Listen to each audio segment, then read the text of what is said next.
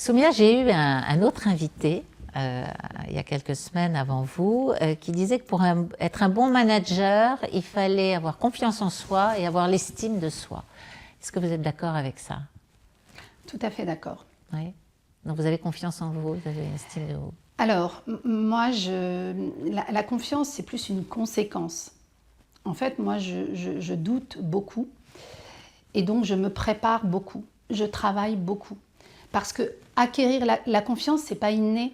On peut avoir été baigné dans un environnement familial où la confiance est en permanence, mais je mets au défi quelqu'un qui arrive avec son embarqué de confiance. La confiance, ça se construit. On constate qu'on a de la confiance, mais ce n'est pas quelque chose qu'on a. Et on fait des choses, on ose, et on se prépare. Moi, j'ai beaucoup travaillé, en fait, pour avoir confiance en moi. Beaucoup travaillé sur vous? Non, mais non, j'ai jamais été voir de psy, par exemple, et peut-être je le regrette maintenant, mais j'ai beaucoup travaillé, j'ai beaucoup été besogneuse, on va dire, c'est-à-dire toujours le syndrome de la bonne élève, il faut toujours en faire plus, il faut être dans l'excellence. Non pas parce que j'étais une femme, si, mais j'avais le fameux double plafond de verre, une femme d'origine étrangère, en l'occurrence maghrébine. Voilà, à l'époque où je suis arrivée dans le monde du travail, c'était dans un secteur où c'était plutôt des hommes et des ingénieurs. Enfin voilà, c'était très très difficile.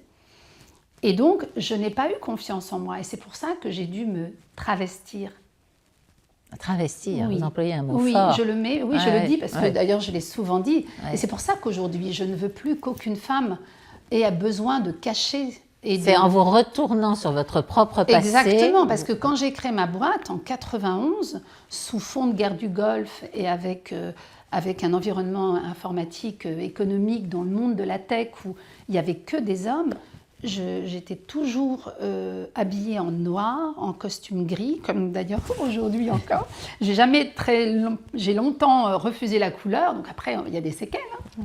Mais j'ai fait en sorte d'être le moins féminine possible.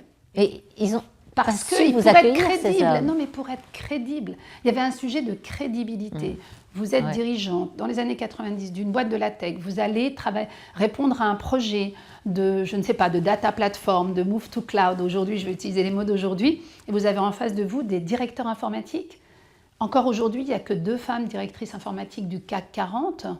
C'est-à-dire que ça n'a pas beaucoup avancé. Là, il n'y avait que des hommes. Les hommes en costume gris. Et il fallait aller leur... Et aucun n'a tendu la main en disant c'est quand même formidable d'avoir une femme, il faut l'aider, elle est courageuse d'être là. Il y en a eu certains. Il y avait aussi beaucoup de sexisme ordinaire. Beaucoup. D'ailleurs, j'ai fait un TEDx à ce sujet. Même quand je proposais des consultantes, à l'époque, on me disait « Ah non, mais elle est belle, est-ce qu'elle est mignonne ?» Il y avait quand même ce sexisme décomplexé qui n'existe plus aujourd'hui, parce qu'on a des garde-fous, mais qui était une réalité, et qu'on entend encore parfois dans les entreprises, ce sexisme un peu ordinaire, enfin, que Brigitte Grésy a bien démontré. Donc moi, cette période-là était une période très difficile pour moi, parce que j'ai dû faire justement le déni de ce que j'étais. Et ça n'a pas duré longtemps, puisque dès que j'ai eu un peu des résultats économiques, dès que j'ai pu sortir la tête et ma personnalité, je ne me suis plus jamais... je n'ai plus négocié avec qui j'étais. Vous êtes redevenue une femme. J'ai toujours été une femme, mais j'avais pas mis de moustache. On se comprend.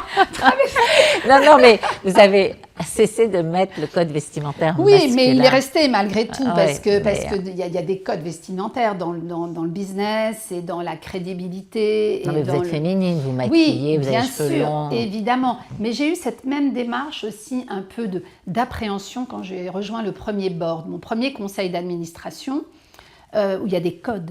Il y a des codes culturels, il y a des codes de prise de parole. Et donc là, je n'ai pas changé de personnalité, pas du tout, mais j'ai d'abord essayé de comprendre les codes.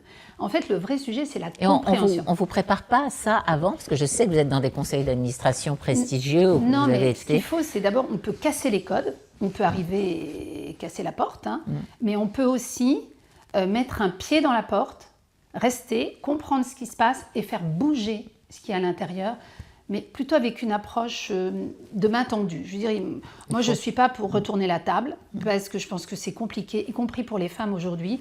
Il faut aller faire de la pédagogie, il faut que les hommes soient des mentors, comprennent l'enjeu que représentent les femmes. On n'est pas là à vouloir prendre leur place, on est là pour être avec eux, en même temps, travailler ensemble. Et voilà, donc c'est pour ça que mon engagement aurait pu être un engagement uniquement associatif. Parce que j'ai toujours été très animée par l'intérêt général. J'aurais pu ne jamais rentrer dans le monde économique et rejoindre une organisation non gouvernementale qui était mon projet au départ. Parce que j'ai appris à aimer mon métier et je n'ai pas eu une passion. Ma passion, je n'ai pas pu la révéler parce que j'aurais voulu plutôt travailler aux Nations Unies et travailler pour le bien public. Mais en travaillant, j'ai continué parallèlement à m'engager parce que j'ai trouvé que dans le monde économique, j'avançais plus sur mes engagements que de rester en dehors de l'entreprise pour militer sur ces engagements. Vous voyez, il y a deux manières. On peut militer en dehors, on peut militer à l'intérieur. Et moi, j'ai toujours milité à l'intérieur, mais avec les codes de l'intérieur. Et il y a eu des grandes victoires, du coup, il y a eu avec des très grandes victoires. Il y a eu des très grandes victoires, oui. Il y a eu des très grandes victoires sur les sujets des femmes dans la tech.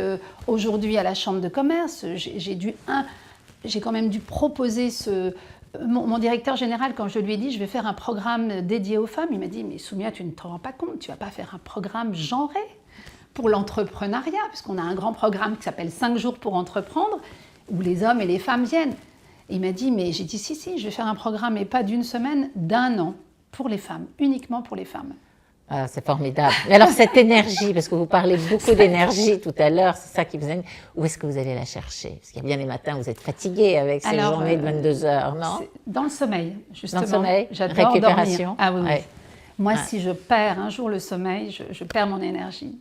J'ai besoin de dormir, j'adore dormir, c'est vraiment quelque chose. C'est là où vous vous ressourcez. Oui, je me ressource, et puis ma famille, mes enfants.